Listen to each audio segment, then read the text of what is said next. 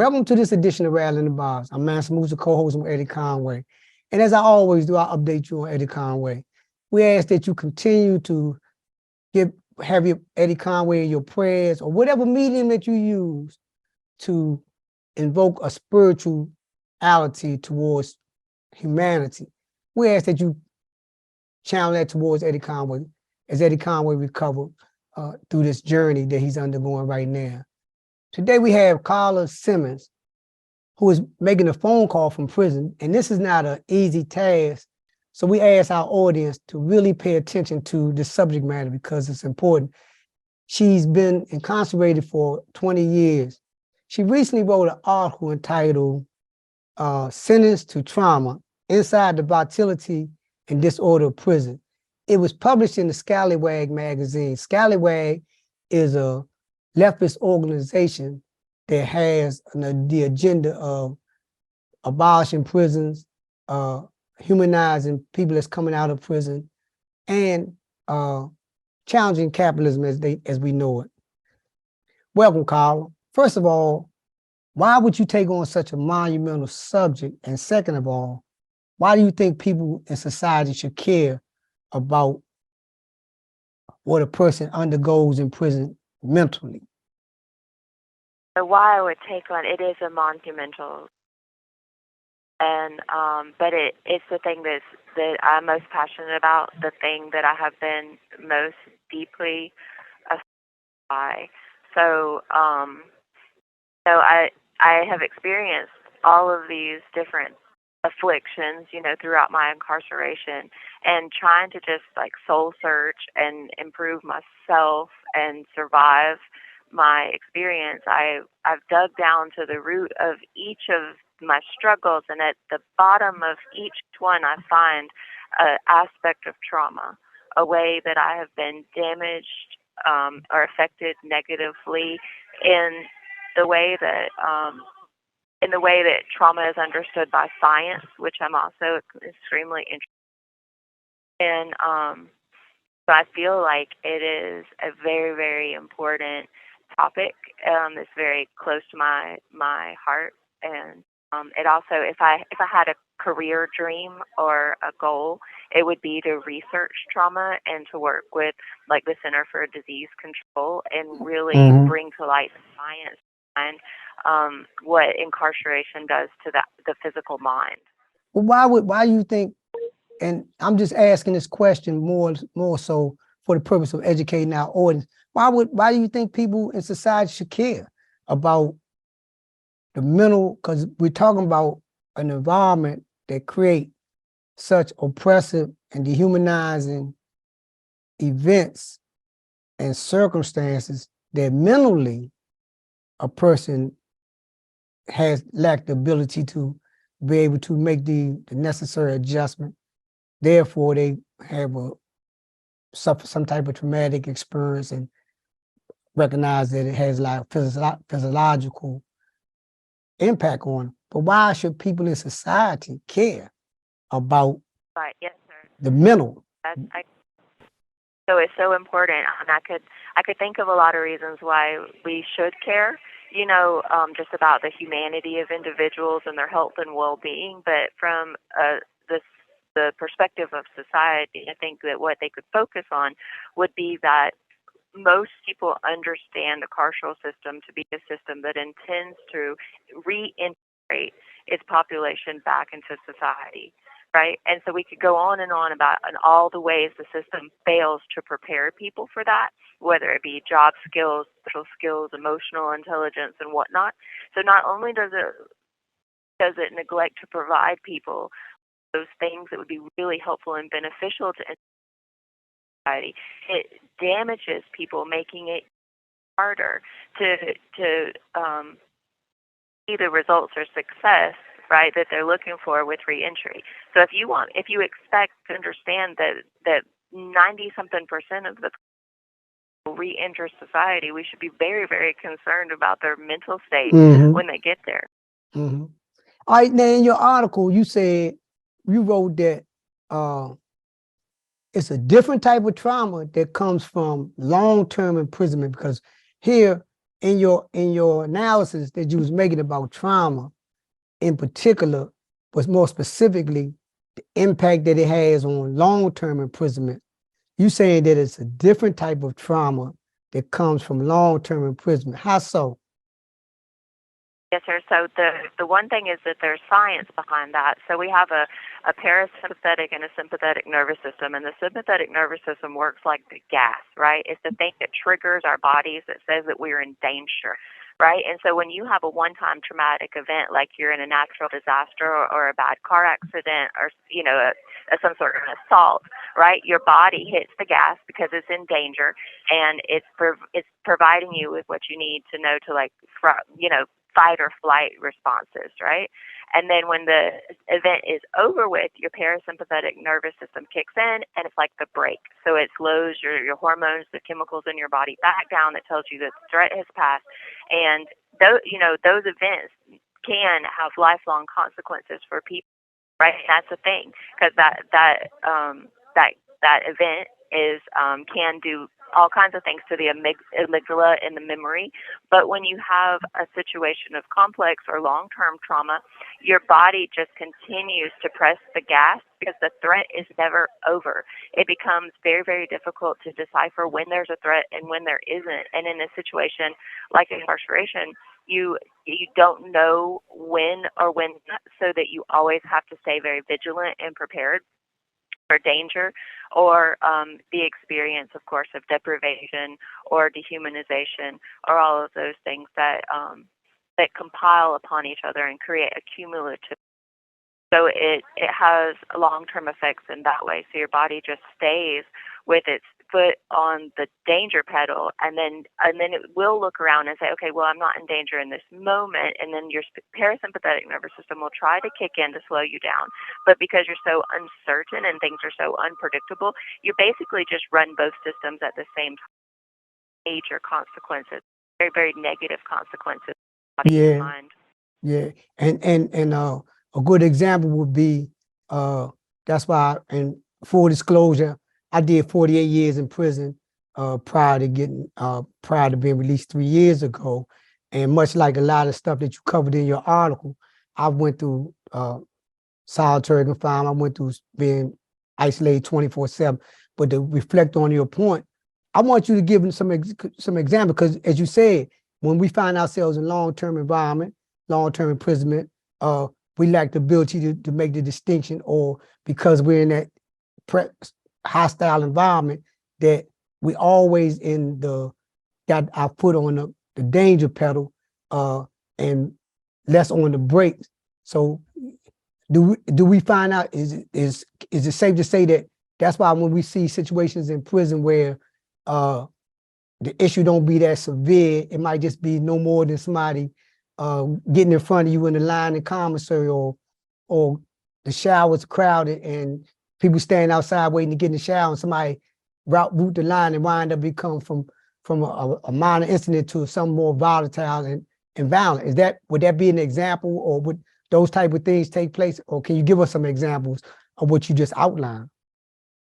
Oh, yes, sir, for sure. I think that those examples are good. They highlight a particular aspect of that, and that when you put a body in a high stress response, a perpetual high stress response, right, for years and years and years, the resilient zone, meaning the place where we can handle, life's ups and downs and little stressors, being cut in line, being in, an anxious or crowded environment, maybe having where they say, line up, no, get back, no, line up, and then everybody's all frustrated and running into each other. Those are naturally stressful. But when you've pushed people to the breaking point, or when people's body have been stressed to the max here, then those minor, aggravations become major, because we don't have, their threshold is very, very small.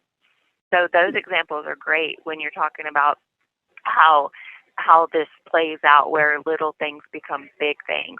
And I think that, another thing to think about is that in the cumulative nature is how it all just piles up and piles up and piles up on each other. And it could be, I talk about in the article about how the noise inside the institution is maddening. And so how people are always like very vigilantly listening, because you never know if it's like if there's a fight or if there's an instruction or if there's a fire or if it's nothing, and so you just get up and like look all day long. And of course, by the end of a day, and at the end of the day, nothing has happened, but you're exhausted, right? Just Right, from being right, on right, edge right. all the time, right? And then, of course, and any time during that, if there's an actual problem or an issue that would require us to regulate ourselves and to use, good social skills and like some sort of ethical interaction with each other where we would require patience and good listening skills, it's very, very difficult to expect people to be able to do that under those circumstances when they're exhausted and have been exhausted by the just sheer unpredictability of the environment. And let's talk about some of the things that go on in terms of the administration, because we recognize that in the prison industrial complex and mass incarceration being the new form of slavery, we also recognize that it's no iron curtain between the guards and the prisoners. So is it safe to say that the traumatic experiences that people are undergoing in prison, is it safe to say that the guards are not immune to it or immune to being traumatized? Or have you made this observation?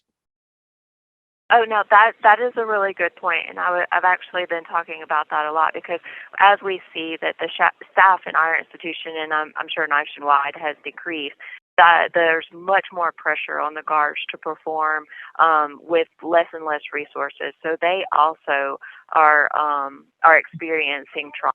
I think that, personally, I think that there's a certain moral injury that becomes involved when your career asks you to lock human beings in cages and deny them their basic human rights. Even if you don't recognize it, I think that there's something that shuts off inside of us that would make that possible to do as a vocation, and to take, have some sort of pride or even feel decent about it, would be to sort of cut off that part of your humanity that is denying another person's humanity. Whether or not anyone is willing to recognize that, from my observation, I see it as a very traumatic act, even on its best day. And now that the system is getting crippled over time, and the job has become much harder, and they're exposed to violence more and more, and less and less resources, then they in turn become more stressed, more on edge, and less and less able to perform their job in a humane, ethical way.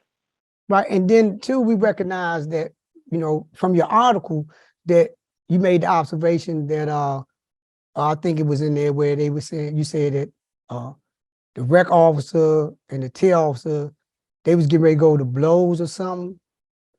Or am I correct? Oh yes, sir. Yes, sir. So yeah, and so he going and you have 1 minute left. Okay, we'll come back. Uh-oh. Just come back, Yes, just sir. dial back in. All right. Okay, yes, sir. The caller has hung up. Okay, we're back. Look, so hey Carla, so talk about the correlation between the trauma as it relates to the staff and the fact that we know that if you're in this type of traumatic environment and you work in this environment for like to retirement, like 20, 30 years, is it a correlation between that and alcoholism on their part and or domestic violence on their part, or the fact that is it a correlation between that and the guards being the most, you find guards in prison, some of them be the most brutal? Have you, in your observation, have you been able to make discern either of those things? Yes, sir. Actually, and I haven't done a lot of research to know what research would say about it. From my own experience, though, being here for 20 years, I've seen some officers, throughout their career, right? So they would start off as CO1s and work their way up into administration. Right. And I know that on more than one occasion, I watched their health deteriorate, their appearance deteriorate. And I heard them talk about alcoholism and their struggle with substance abuse. I've seen, or at least heard of their marriages failing and their estrangement with their children. I mean, yeah, it is obvious that working under these, and their health. Did I mention that their health just deteriorates? I've seen them have, experience cardiac arrest and having all sorts of just really negative physical responses to the stress of being here and the poor conditions and the long hours and then the trauma that I'm sure that they experience by being here, and also that they witness being inflicted upon the population. Hey, So I would say I would be very, very interested to read, studies to see if people have been looking at these correlations. But just from my experience and observation, as narrow as it may be, I would say that it's obviously a problem. and talk about how, because we spoke on this a minute ago about how we become desensitized to certain things that are going around us, and you was talking about the noise, and I remember my own personal experience when I was in prison.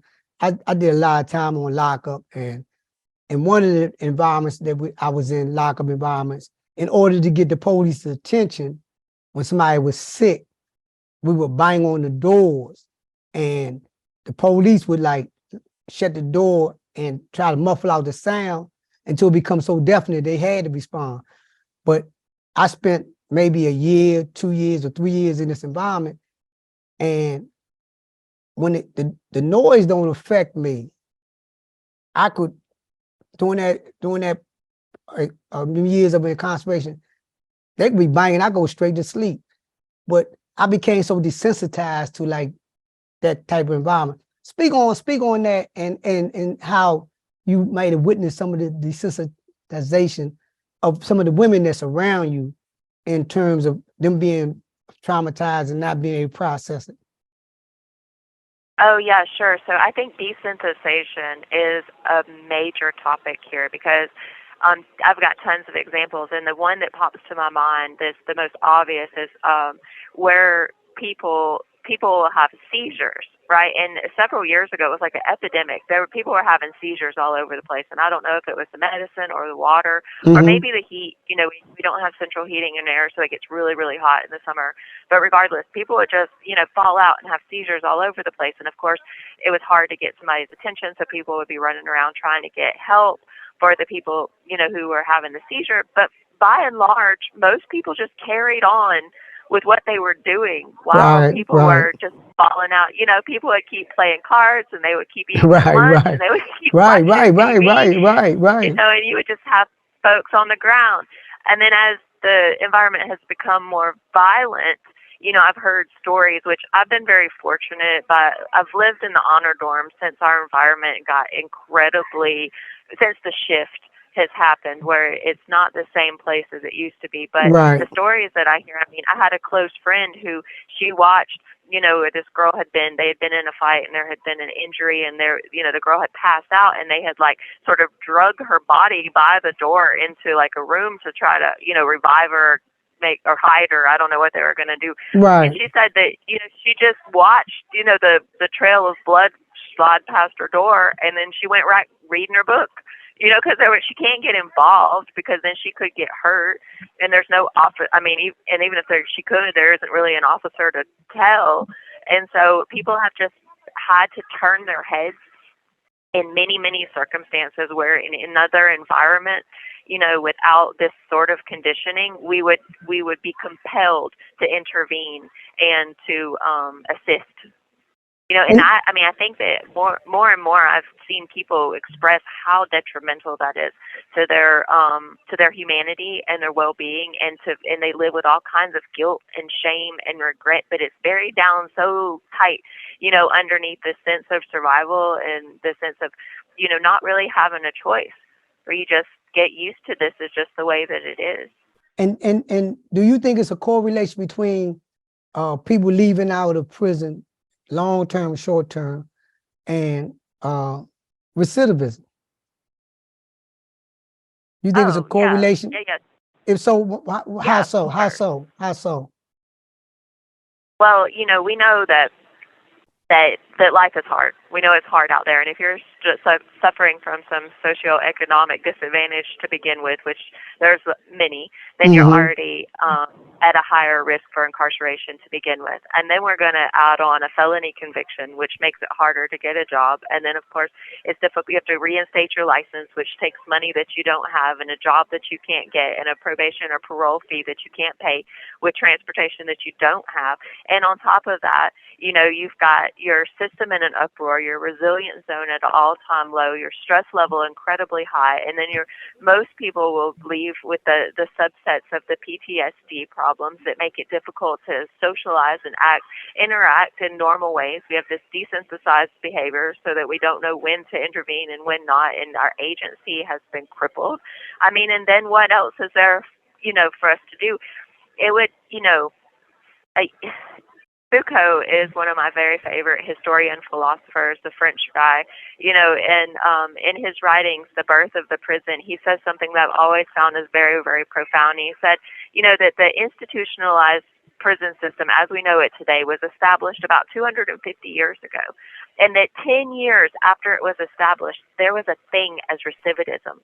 And that his claim is that if 200 years later we haven't freaking figured it out, it's because it's not broken, but designed to do exactly what it's meant to do, right? Exactly. Which is to oppress and to segregate and to. And it's very interesting because the act of confinement as punishment in and of itself rose into being at the exact same time that the body began to earn hourly wages, right, for Mm-hmm. labor. So when the body became a method to make money is when it became held captive for punishment. And so there's this idea that, you know, that if we can keep people working and we can keep money and we can keep doing this for free, then it is the system designed to do that is perfect. And that clearly we're not trying to help people or integrate people into successful lives where they can go on and like live the dream. It's just not possible. I know, and I was thinking about my own when I got out, and I'm work with a agency that deals with men and women coming out and helping them get situated. But when I got out, the first thing I got was mental health. Put myself in mental health space. I already knew that had issues, but I remember that one incident in particular where was getting some dental work done, and dentist told me everything he was going to do, and he was doing it. But somewhere along the line, my teeth became so sensitized that when I started eating, I couldn't hardly eat. So I'm thinking that he did something wrong. But in my traumatic thinking, I was thinking about how when you're in prison, you have to go to sick call, and you get in and your arm could be falling off. They say, well, like, put a sick call slip in. They don't have no emergency mechanism. So I was telling my sister, I said, look, I'm going down to this dentist, and if he do anything other than fix my mouth, I'm gonna wind up going back to prison. So I need you to, you know, like to intervene. And she said very simple, oh, they gotta take care of you because you're paying for it. But I hadn't even I had lost that ability in that moment to make the connection that I'm in society and I'm paying for a service. And because I didn't and I consider myself relatively intelligent, but the trauma. But talk about why you don't think that prison industrial complex overall should have like a more trauma-informed type agenda. And when I say trauma-informed type, you know, they got CDC that came out with a study on what trauma-informed environments look like. And one of the things they talk about is safety would be a key component of it. Peer support would be a key component of it. It would be like a culture, historical, and gender recognition would be a key component of it. But it's other things. But why do you think that the prison industrial complex, overall recognizing that PTSD exists, and it exists in prison, why do you think that there hasn't been a call to have a more trauma-informed approach to the prison environments? Yes, sir. I think that is really that's an excellent question, and it's really at the heart of why I started doing this writing, because it occurred to me how beneficial it was for the facility, the institution, the system of itself to continue and to perpetuate trauma in this way. Because what we know is that if we can deregulate, desynthesize, and completely destroy people, right, then they are much less likely to become a security threat, right? It's a very, and I would argue that it's done intentionally. Now, I recognize that it may be just a byproduct of all sorts of other factors, right? That it just a lack of organization, a lack of resources and staffing or whatever. But I also know that counterinsurgency is a thing where if we can take a population and we can imbalance them to such an extent that they will not organize, they will not communicate, they don't have the mental strength or capacity to demand their basic needs, to talk about their rights. And so, it's like if there's the study from the 70s with Spiegelman, and he's talking about learned helplessness, that if we, if they use dogs, and so they just shocked them, and then when they quit shocking them, the dog had been so deteriorated by the shocking process that when it was free to go, it just sat there because it didn't know what even else to do. Yeah. And so I make the connection with, like, if I have to constantly worry about if I have toilet tissue to wipe my ass, then I won't even be thinking about, like, how I could get out of here or how I could demand that we have clean water or a new pair of pants, much less to look to my neighbor and see what maybe we could accomplish together, because I'm too worried about whether or not I'm going to miss lunch, and if my socks will come back in the laundry, or if there'll even be laundry, or if there'll even be lunch, Right. And well, So I don't know if it's... Go ahead. Go ahead, I'm sorry. Now, go ahead. Finish your thought. Well, and I mean, I'm just saying that, again, I believe that it's intentional, but I don't know that it is. And even if it's a byproduct of a lot of other, flaws in the system, that it definitely works to its advantage. And I don't see anyone stepping in and say, oh, well, let's make these people healthier, when it's doing such a good job and keeping, allowing us to police ourselves in the way that we just become very compliant. Well, we know that according to penology, the concept of punishment is that the punishment is the sentence, and the carrying out the punishment is not to further punish a person, but to prepare a person to return ultimately back to society, and that's in stages. But talk about where are you at right now in terms of, like, what's on the horizon for you? Tell our audience some of the things that you think that they might want to be doing in terms of helping to raise the awareness of the trauma that goes on in prison, and more importantly, the necessity to have a proactive approach to resolution of trauma in prison. Wow. So, what I think is that for me, I know that I'm getting near the end of this, and whether that's, 2 years from now, 5 years, within the next 10 years from now, I'll be gone. And there's another, I'm serving a life sentence here in Georgia, so we don't know what that looks like. And it's been uncertain in its nature from the beginning. And I used to think, that if I could emotionally survive this, that I'd be good. And then I got strong enough to, like, handle it. And I think, well, if I can psychologically make it through it, and so I got some therapy, and I been reading a lot of books, and I've been examining my own self in the traumatic environment and trying to do, like, healing work and whatever it takes to make myself, capable of making it, right? Yeah, And that's right. That's right. I've been on this kick where I've, like, well, now it's like a physical survival, like my body, where we don't have vitamins and we don't have adequate nutrition, and, like I said, we don't have medical care is scant.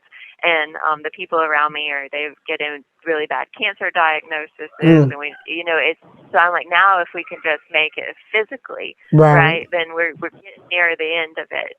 But that's just my experience, and what I know is that there's young people that come into the system every day. And the life sentence in Georgia, it used to be a 14-year policy before you were considered for parole, and then, of course, a long denial process. But the kids that are coming in right now, they have 30-year life sentences where they're not even eligible for parole until after 30 years.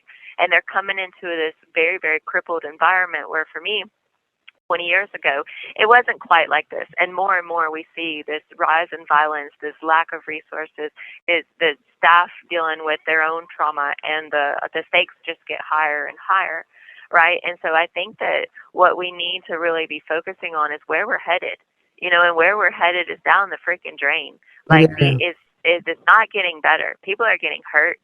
People are being harmed, and that's something that we really need to reckon with as a society that has the pretense of rehabilitation.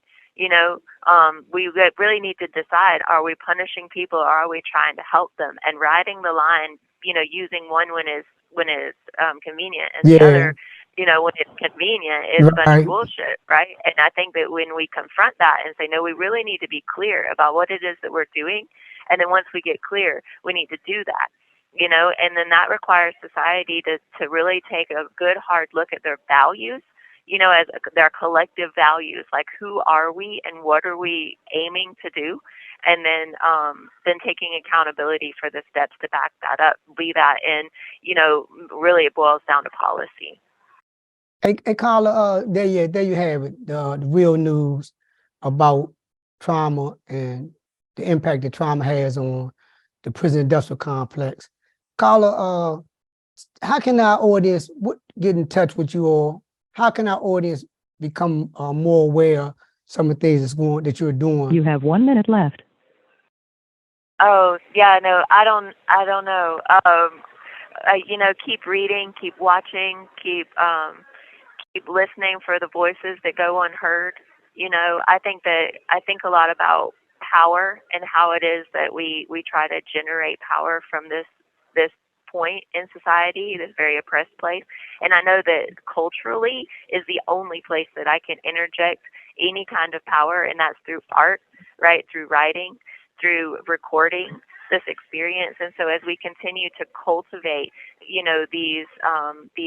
these records, right, in our culture, then it becomes ingrained, and it becomes in its own way powerful, and then one day will affect the values of an upcoming generation. Thank you for using Securus.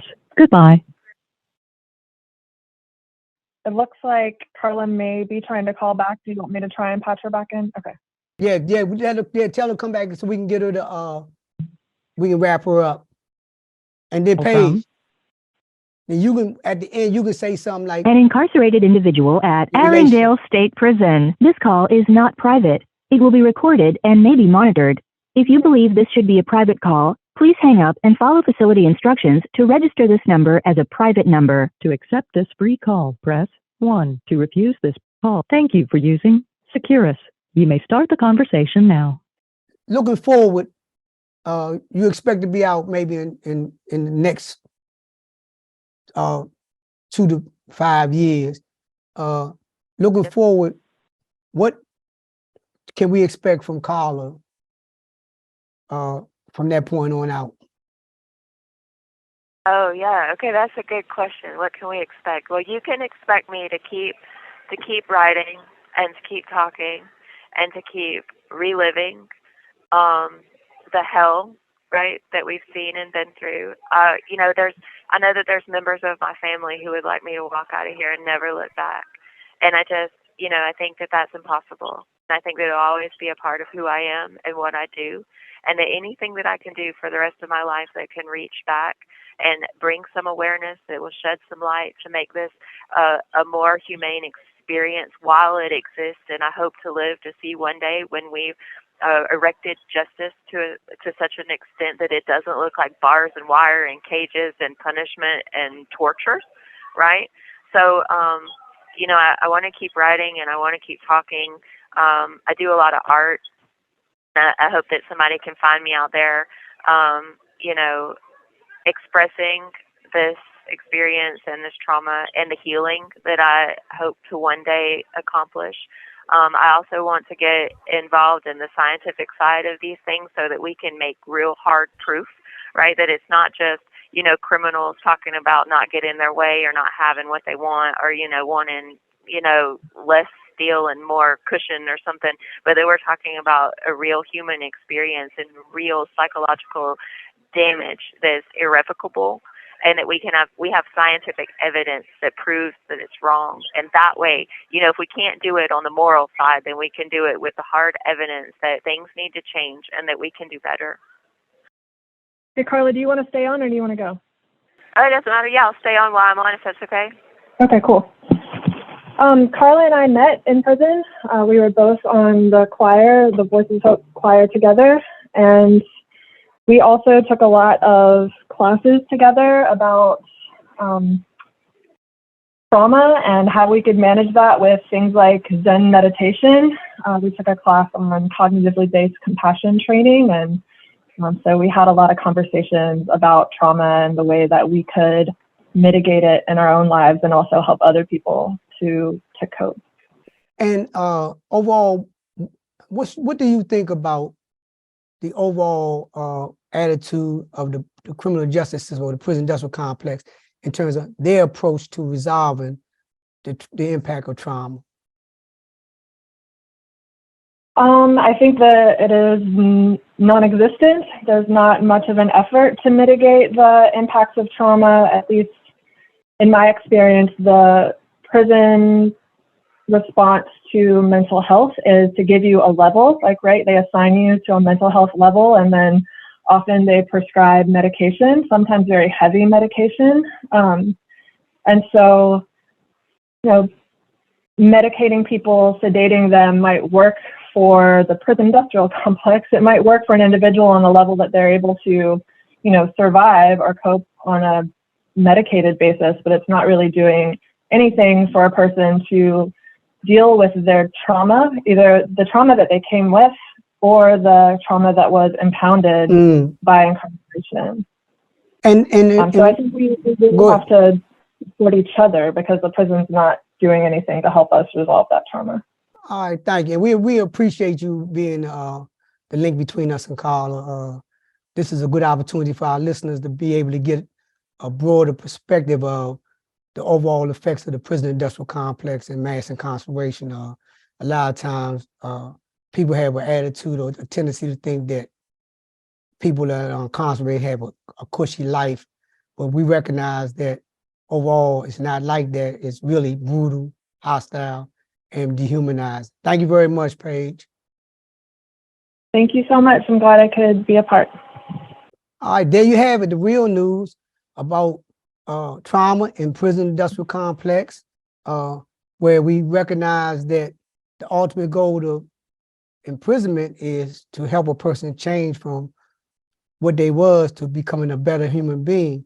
But as we see from this interview with Carla, that the prison industrial complex is using the most harsh, brutal living condition to infect the mentality of most men and women that's incarcerated, damaging them beyond repair, and not taking any effort to provide them with the necessary mental health that would allow them to remain in society upon release. Thank you, Carla, for this enlightening conversation, and we hope to see you out here and making an impact on the prison industrial complex. Well, thank you so much. It's been an honor to speak with you.